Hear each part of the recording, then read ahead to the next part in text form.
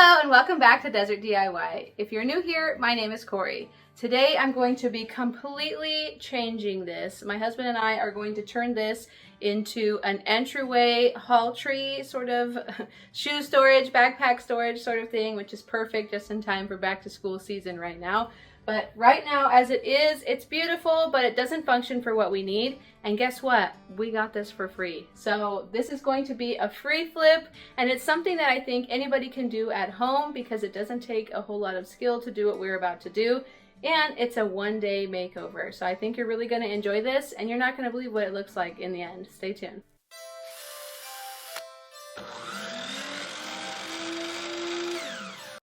Here's a closer look at what we're starting with. It was in really great condition. We had removed the doors off of it because I was using it in my resale booth to sell items, and I needed people to be able to access my items easily. So we removed the doors a long time ago. The wood was a pretty color, and I love the shape of it that it had. It has this pretty French provincial style shape to it. And I love that the bottom part has a shelf in there and that the little cubby areas are nice and open. It's going to make it really easy to turn this into entryway storage for shoes and backpacks and all that stuff. The first thing that we need to do is remove this light that is on there. It is not very pretty to look at, and I won't need this light for the purpose I'm going to use it for. It was stuck on there with some weird adhesive sticky strip, which came off actually pretty easily and almost all in one piece, thank goodness.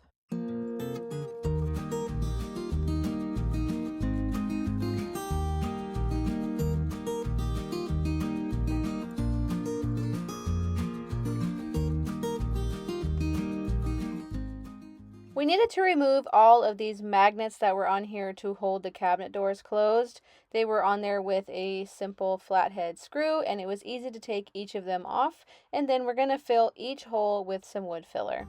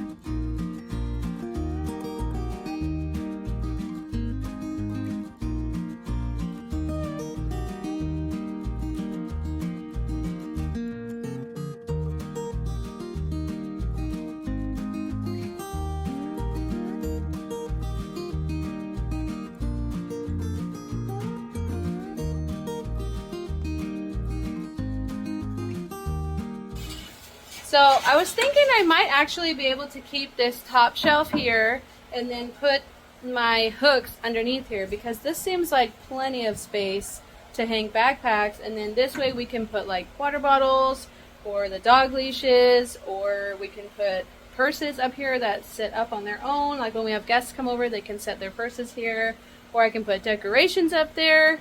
I feel like it would be a little more versatile if I had that stay. So I think I'm only going to take out this shelf and keep that shelf in there, at least for now, and we'll see how I like it. But now it's time to take off all of this. This is pretty, but it just won't help me function this piece the way I need it to function. So it needs to come off. Maybe I can even repurpose it, who knows. But for now, we're just gonna cut that off with our Dremel. And many of you have asked how to use a Dremel, and some of you have even bought the Dremel that's in my Amazon store, which is a great Dremel. The brand is Dremel too. And we're gonna show you really quick how simple it is to use them. They are a easier than beginner friendly tool to use. It's literally easier than beginner level. It's so simple using these Dremels. So we'll show you really quick how to use them. You're just gonna plug it in. Use an extension cord because the cord is really short. Now you're going to put the blade on. So the first thing you have to do is turn this thing all the way up. Now you're going to flip it over and you're going to set your blade in there, and you can do it at different angles. So you can do it at an angle that way, You can turn it this way, you can make it longer, you can do whatever you need to do. So simple and easy. So you're going to set it where you want it. And now you're just going to push that back down and it'll spring into place, holding the blade there. That's done. Now all we have to do is turn it on. And then you cut.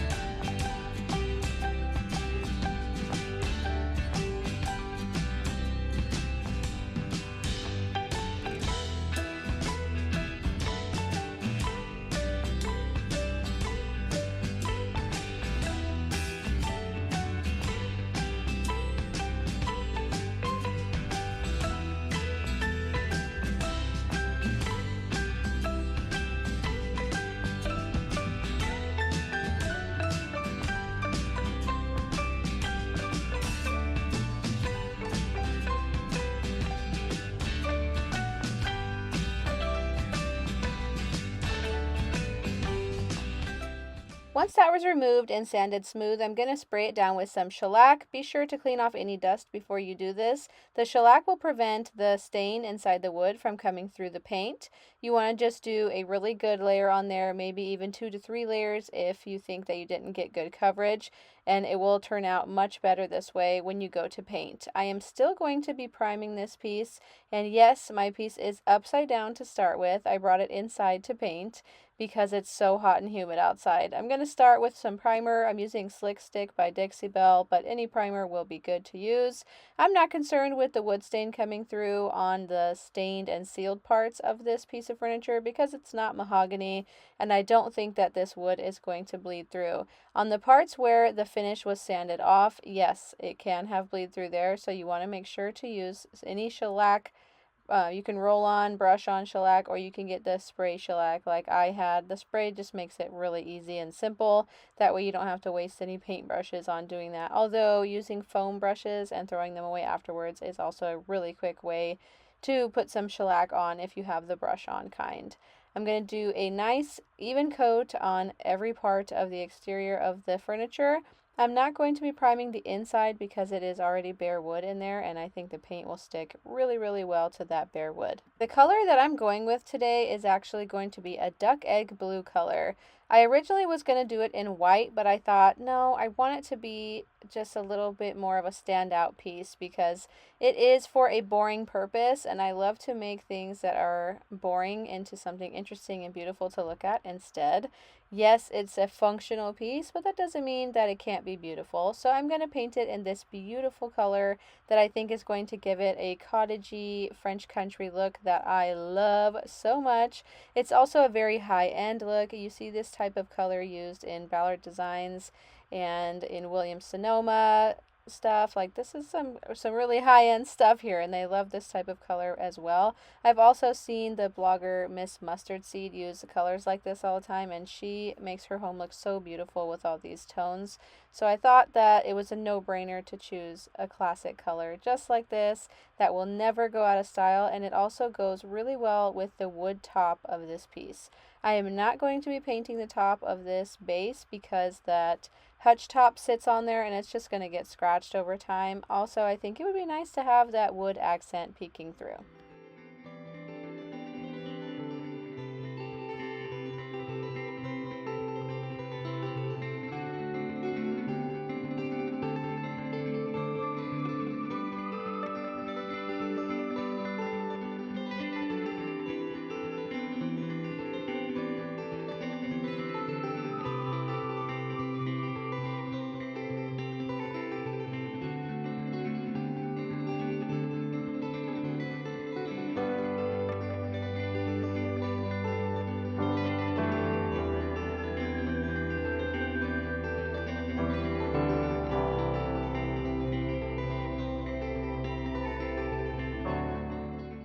Now that the paint's dry, it's time to flip this right side up and do any touch-ups or a second coat if needed. This is the way that I always paint my furniture pieces. I always start with them upside down and then I flip them right side up for the second coat. This is the best way to paint furniture to get full coverage, and I also think it's important to paint all of the inside of a piece if you can, and that helps you to get all into the backs and the underneath sides of shelves and you name it. I'm sure you get the point now, but it's a really important step when you're trying to get a really good quality finish on your piece that you're DIYing at home. It's something that a beginner can start out doing and already be a pro by knowing that trick. I'm painting the whole inside, like I said, because it's going to be visible. This is not going to have any doors on it. This is going to be probably filled with baskets and shoes, and I want to make sure that it looks as nice as I can make it look.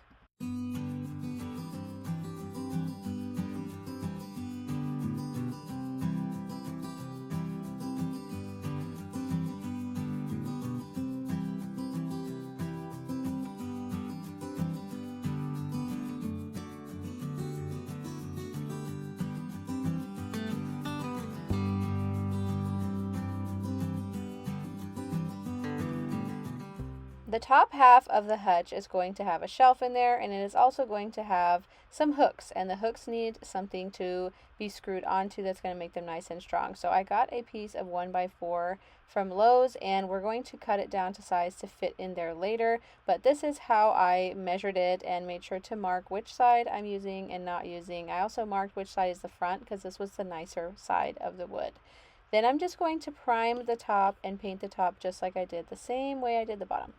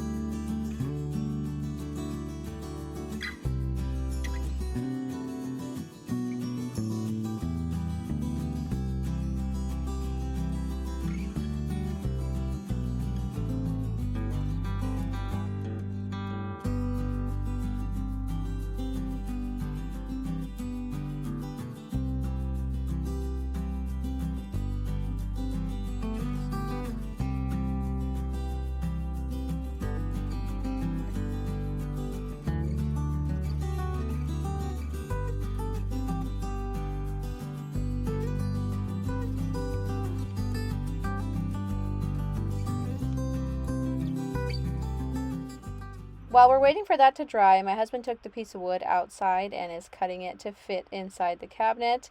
Something that we do, since this is our livelihood, is we try and find ways to be the most time efficient that we can. So I want to show you some tricks that we do throughout this video to make this project go by much more quickly.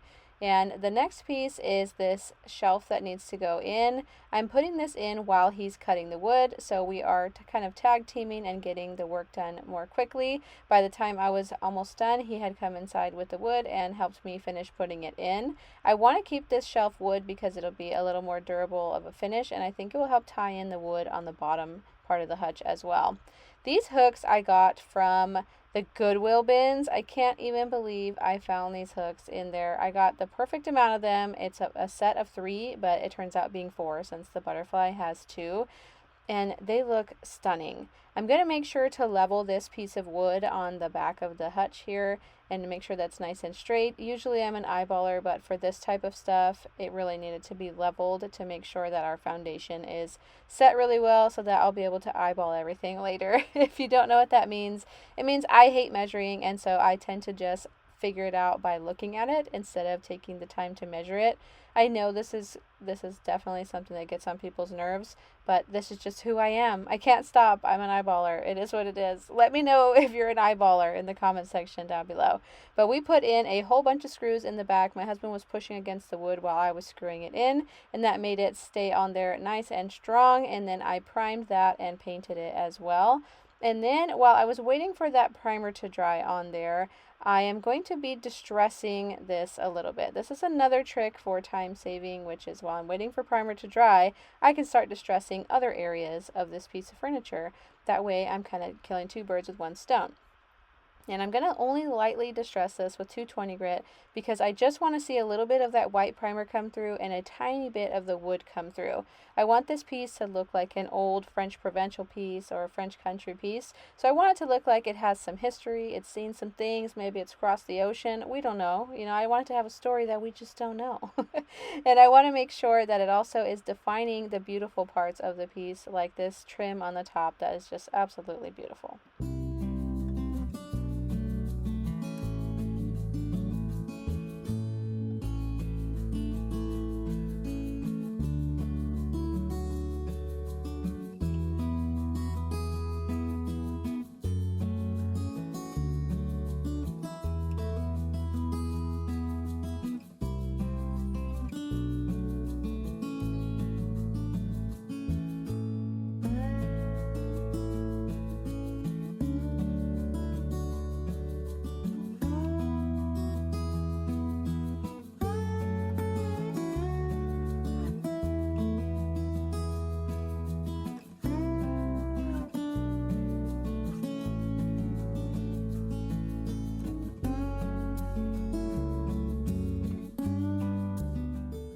A while back, we had made this really cool plate rack for our wall because behind this, we have an old intercom system that doesn't work. The intercom system has no power going to it, and we can't figure out how to make it work again, so we just covered it up. Now we're going to take this down, and I had painted this room while this was up, so behind here it is not all the way painted, but that's okay because this hutch is going to cover that too. Eventually, this wall is actually going to be coming out, and we're going to be doing a major renovation to our kitchen, laundry room, entryway area, where this wall is going to be moved. So I'm not too concerned about finishing off this wall, and I'm definitely not worried about the electrical in there because it is not live electrical. So do not freak out. There is nothing in there that is dangerous, and don't worry about us not finishing painting it because this wall is going to be taken out. But I'm going to just wipe everything down. It had a little bit of dust on there still that the vacuum didn't pick up. I want to make sure that it is dust free because the next step is to apply the clear wax to seal my chalk paint.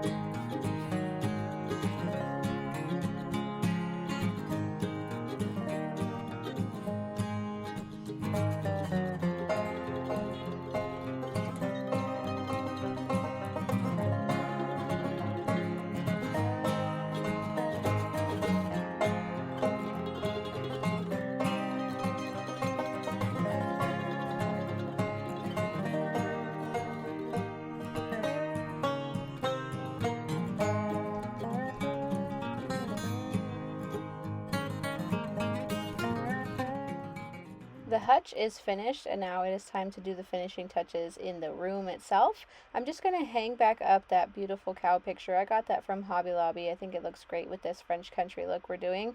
And then I'm going to take some of the plates that were on my plate rack thing on my wall, and my husband's going to hang them up over top of this hutch. I think that's going to look really cute and cozy. Let me know what you think of how we decorated around this piece, and if you think it ended up looking cohesive and like it was supposed to be that way and not just that we threw some things together. I think it looks really good, and I think that this piece is going to really be functional for us. That's an example of how we can use it. Throw some shoes in there, hang a backpack. I'm really excited, and I can't believe we went from this hutch that had really no purpose other than filling my booth with things to sell into something that we are going to use every single day. It was free. We did not have to spend hardly anything on this piece. We just had to buy a piece of wood, and then I thrifted the hooks and the paint I already had on hand. Everything we already had. I didn't even really have to do much. It was a one-day project, and this is something that anybody could do. And if you are interested in getting a Dremel like we used in the beginning for this project, no, I am not sponsored. We bought our Dremel with our own money, but I do have them linked in my Amazon store for you. This is the one tool that every DIYer really could use on tons of projects. The one power tool that I really think that you can use, and it would be worth the investment. It's really not that much money either. You can get them for around $100, and you're going to be using it on everything around the house. You can use it to sand, you can use it to cut, you can cut metal, you can cut wood. It's a really versatile tool. But anyway, I'm not getting paid to say any of this. I just really think that the Dremel is a great tool. In fact, I'm considering doing a Dremel giveaway, but I'm working on that. But what do you think of how this turned out? I think it's really classic. It has a really beautiful country look to it with a little bit more of a high-end vibe. I think that it definitely fits my French style that I like doing in my home. And these whimsical butterfly hooks were exactly what the doctor ordered. I'm so happy with how it turned out. Thank you so much for watching. If you liked what you saw today, don't forget to hit subscribe down below, and let me know what you think of the project in the comments section. Do you have a hutch that you could repurpose? Let me know all about it. I love hearing from you guys about your projects and helping any way that I can. I'll see you next time. Bye!